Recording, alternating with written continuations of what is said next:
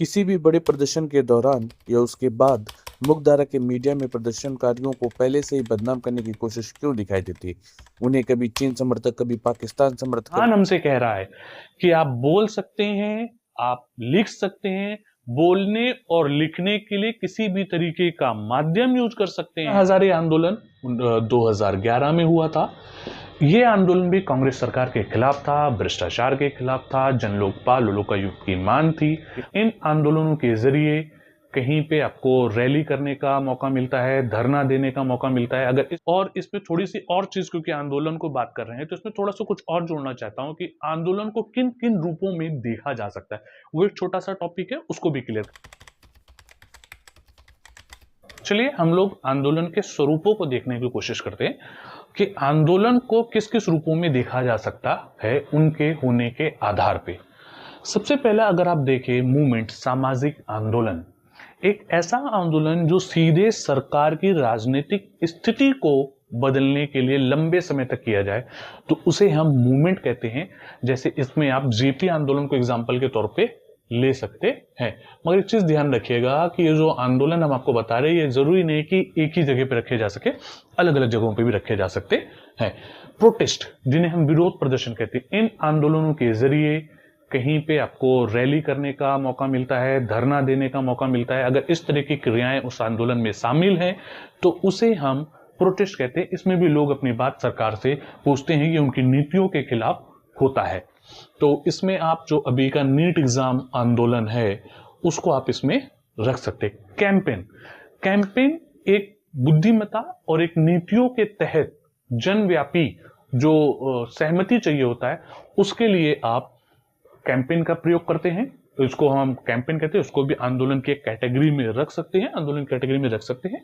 Campaign में जैसे बेटी बचाओ बेटी बचाओ, बेटी बचाओ बेटी पढ़ाओ जो अभियान था, इस तरीके के कई अभियान चले हैं, वो भी एक आंदोलन का रूप हो सकती है। एजिटेशन, उग्र आंदोलन, ऐसे आंदोलन जिसमें कभी कभी सड़क जाम कर दिया या धरना थोड़ा सा उग्र हो गया, उसे हम एजिटेशन कहते हैं, उग्र आंदोलन। जैसे किसान आंदोलन, लंबे समय तक ये भी चला था, सरकार की नीतियों के खिलाफ हुआ था ये आंदोलन। स्ट्रगल, संघर्षीय आंदोलन, जिसमें सरकार को बदलने की पूरी ताकत और लंबे समय तक जारी रखा जा सके, उस आंदोलन को स्ट्रगलीय आंदोलन कहा जाता है, संघर्षीय आंदोलन कहा जाता है, जो हमारे फ्रीडम फाइटर ने किया था, फ्रीडम फाइटर ने किया था। तो आप लोगों ने देखा कि कुछ आंदोलन के रूप होते हैं, जिसमें मैंने आपको बताया movement, protest, campaign, agitation, struggle. क्या वो आंदोलन है, किस रूप से उनको पहचाना जाता है, कौन कौन से उसके एग्जाम्पल हो सकते हैं, अलग अलग जगहों पे ये भी एग्जाम्पल सेट किए जा सकते हैं। ठीक है, अब हम चलते हैं अगले पड़ाव में, जिसमें हमें पता चलेगा संविधान के दायरे के अंदर आंदोलन कहाँ लिखा गया है, कहाँ बताया गया है, या कहाँ कहा गया है कि आपको आंदोलन की इजाजत दी जाती है।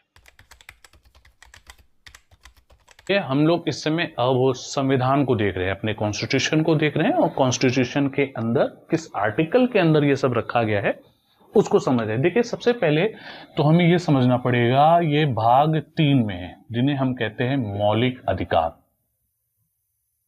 मौलिक अधिकार, थोड़ा सा इसके बारे में बता देते हैं, और उससे क्या होगा कि आपको थोड़ा बहुत अच्छे से क्लियर हो जाएगा। मौलिक अधिकार वो अधिकार हैं जो कुछ परिस्थितियों के अंदर आने के बाद ही रोके जा सकते हैं, और कहीं नहीं रोके जा सकते हैं, तो अलग अलग परिस्थितियों में। मगर एक चीज ध्यान रखिएगा, कोई भी गवर्नमेंट इसको छीन नहीं सकती। वो इसको कुछ देर के लिए श्रिंक कर सकती है, कुछ दिन के लिए होल्ड कर सकती है, मगर ये चाहे कि उसको पूरी तरह छीन ले तो संविधान हमें वो इजाजत नहीं देता। वो होते हैं मौलिक अधिकार। इसी मौलिक अधिकारों के बीच में इमरजेंसी की बात आई थी कि मौलिक अधिकारों का बड़ा हनन हुआ था उस समय पे, बड़ा जो पोस्टपोन किया गया था मौलिक अधिकारों को। तो उस इमरजेंसी के लिए भी एक टॉपिक कभी ना कभी हम बनाएंगे कि पूरे मौलिक अधिकार का कि कहां पे क्या होता है। सबसे पहले देखते हैं मौलिक अधिकार 12 से 35, जिसमें से जो 19 से 22 है, जिन्हें हम स्वतंत्रता का अधिकार कहते हैं, स्वतंत्रता का अधिकार कहते हैं।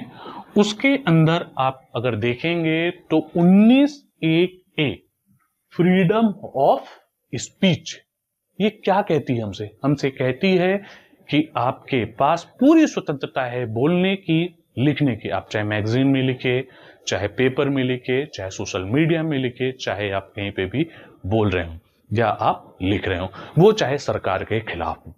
इस बात को ध्यान रखें, ये संविधान हमसे कह रहा है कि आप बोल सकते हैं, आप लिख सकते हैं, बोलने और लिखने के लिए किसी भी तरीके का माध्यम यूज कर सकते हैं, माध्यम का प्रयोग कर सकते हैं, वो हमें संविधान कहता है। इसे 19(a) आर्टिकल में फ्रीडम ऑफ स्पीच, ये सरकार के विरोध में भी हो सकता है।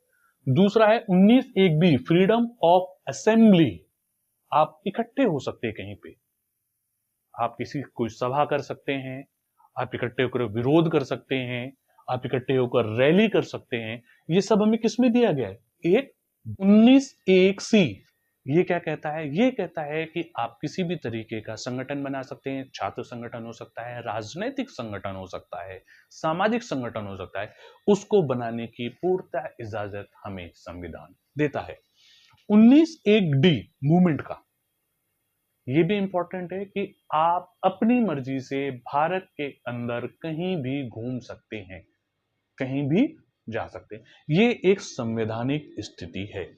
और आज का जो 4 पॉइंट है, ये आज के जो सीजेपी आंदोलन है उसके हिसाब से freedom of speech, freedom of assembly, freedom of association, make form association, freedom of movement के तहत पूरी तरीके से संवैधानिक है। फ्रीडम ऑफ स्पीच, वो कुछ भी बोल सकते हैं, सरकार की आलोचना कर सकते हैं, कोई दिक्कत नहीं। फ्रीडम ऑफ असेंबली, वो सीजेपी पार्टी भी बना सकते हैं। फ्रीडम ऑफ असेंबली, वो कहीं पे इकट्ठा हो सकते हैं, जैसे वो जंतर मंतर पे इकट्ठा हो गए। फ्रीडम ऑफ फॉर्म एसोसिएशन, वो अपना सामाजिक दल बना सकते हैं, राजनीतिक दल बना सकते हैं, जैसे सीजेपी बनी है। फ्रीडम मूवमेंट, वो कहीं पे भी कहीं से जा सकते हैं, ठीक है। तो ये तो सीजेपी के हिसाब से क्यों को ले रहा हूं, ताकि आपके माइंड में ये बात क्लियर हो जाए कि हाँ, कौन सी संवैधानिक है और कौन सी असंवैधानिक है। इन दो को इसलिए क्लियर कर दे रहे हैं क्योंकि उसी के साथ आता है 19(1)(e) रिसाइड।